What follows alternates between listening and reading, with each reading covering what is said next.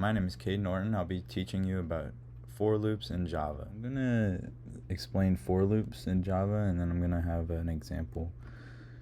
So I'm using W3 Schools to kind of help me explain what for loops are. But basically, a loop is something that you want to use if you're running code and you want to run it multiple times, not just one time.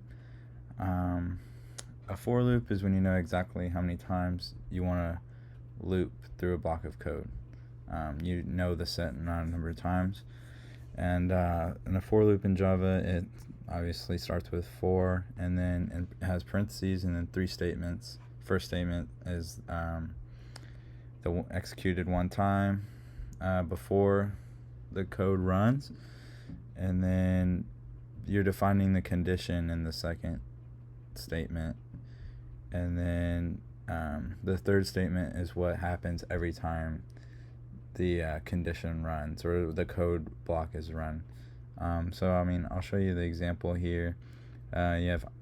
You either have like an integer or a string, and you call it I. You set it equal to 0 or whatever you want to set it equal to, and then your condition here is I is less than 5. So when and then the third example is I++, which means after each time the code is run and I is less than 5, the value of I will get greater than 1 more. So like if I starts at 0, I is less than 5, so it'll print 0, and then I++ will change I to 1.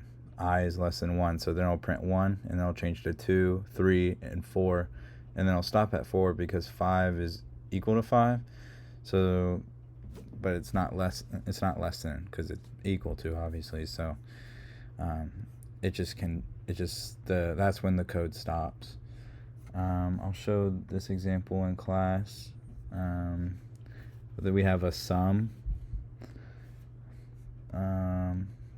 So yeah, this is the code that we ran.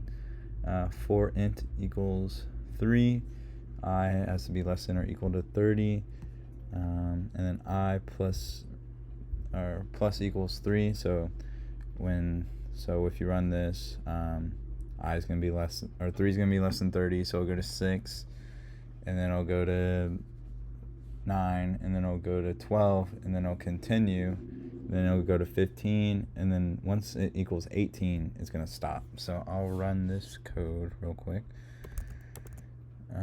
Java my for.java.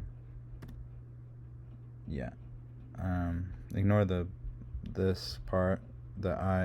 Ignore the first 3 parts, but you have I equals 3, I equals 6, I equals 9.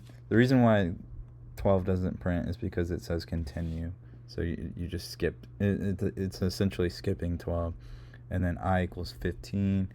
And then it has the end because you got to 18. So the for loop broke. And yeah. So that is how for loops work.